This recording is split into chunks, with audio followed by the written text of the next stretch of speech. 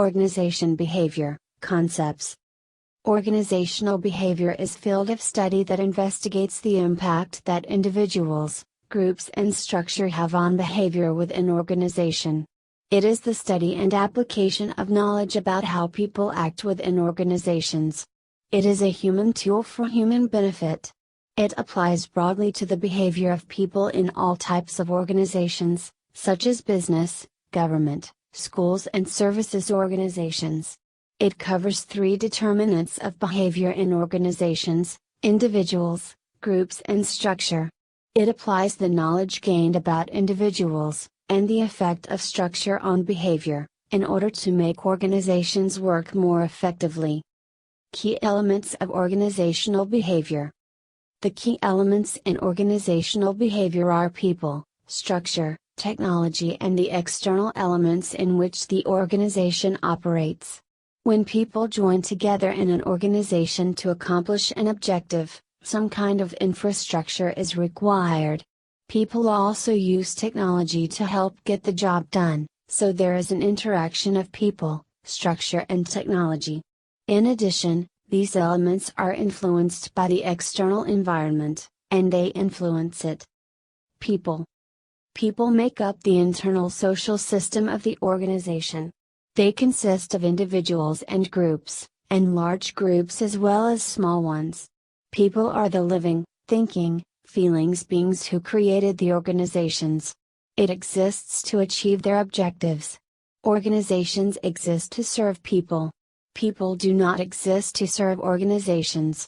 The workforce is one of the critical resources that need to be managed.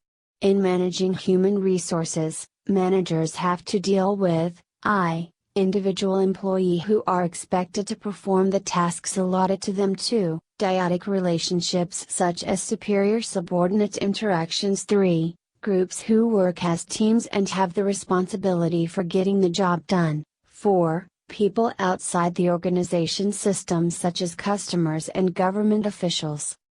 Structure. Structure defines the official relationships of people in organizations. Different jobs are required to accomplish all of an organization's activities. There are managers and employees, accountants and assemblers. These people have to be related in some structural way so that their work can be effective. The main structure relates to power and to duties. For example, one person has authority to make decisions that affect the work of other people. Some of the key concepts of organization structure are listed as below. A. Hierarchy of authority. This refers to the distribution of authority among organizational positions, and authority grants the position holder certain rights, including right to give direction to others and the right to punish and reward. B. Division of labor. This refers to the distribution of responsibilities and the way in which activities are divided up and assigned to different members of the organization is considered to be an element of the social structure.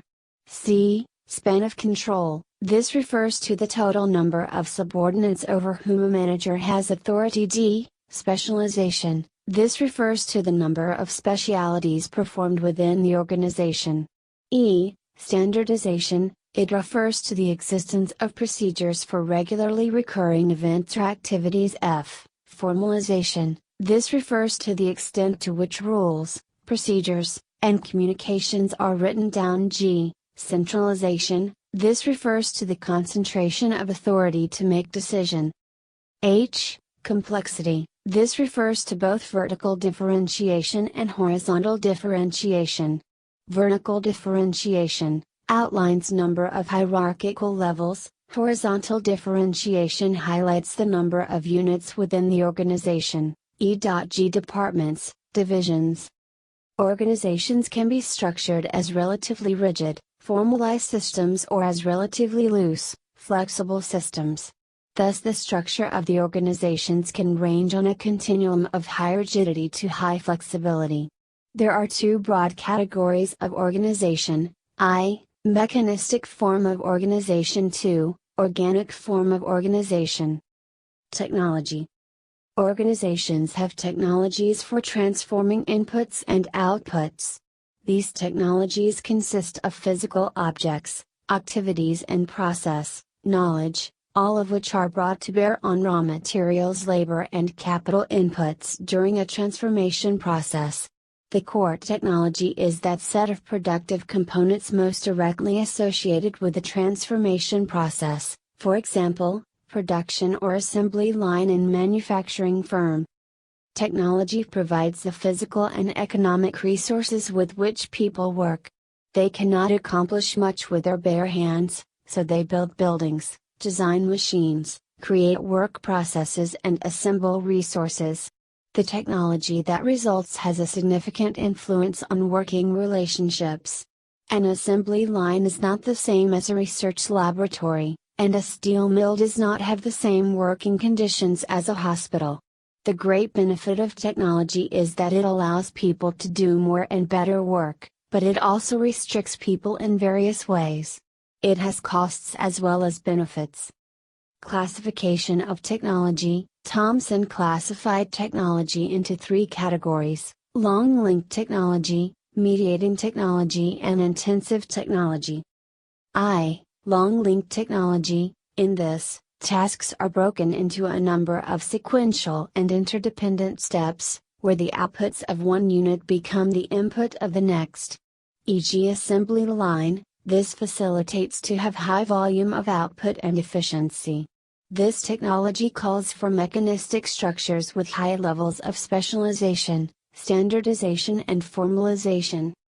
2. Mediating technology. This links different parties who need to be brought together in a direct or indirect way, e.g. banks, use mediating technology to lend money to borrowers by taking money from depositors.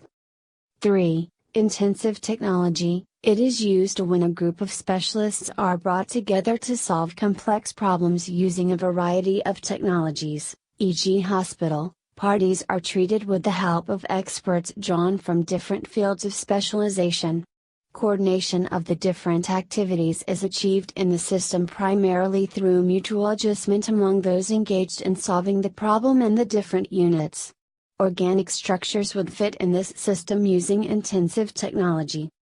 Environment. All organizations operate within an external environment. A single organization does not exist alone. It is part of a larger system that contains thousands of other elements. All these mutually influence each other in a complex system that becomes the lifestyle of the people.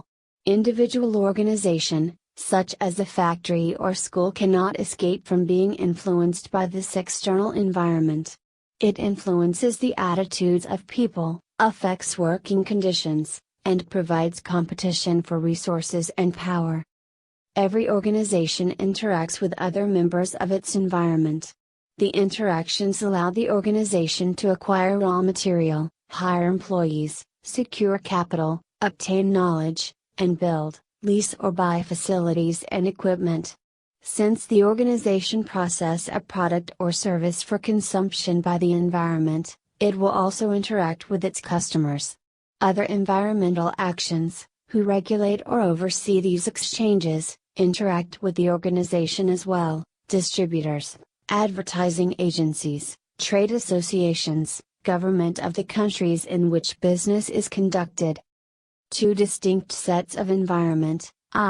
Specific environment. This includes the suppliers, customers, competitors, governments, agencies, employees, unions, political parties, etc. 2. General environment. It includes the economic, political, cultural, technological and social factors in which the organization embedded. Organizations are embedded in an environment within which they operate. Some of the external factors may be completely beyond the control of the organization to change, such as the cultural, social or economic, or governmental aspects. However, many of the other factors, such as sizing up the market, being in tune with the technological changes, takes place, being a step ahead of competition, or stocking up and buffering supplies when certain materials are likely to be in short supply, are all within the control of the organization.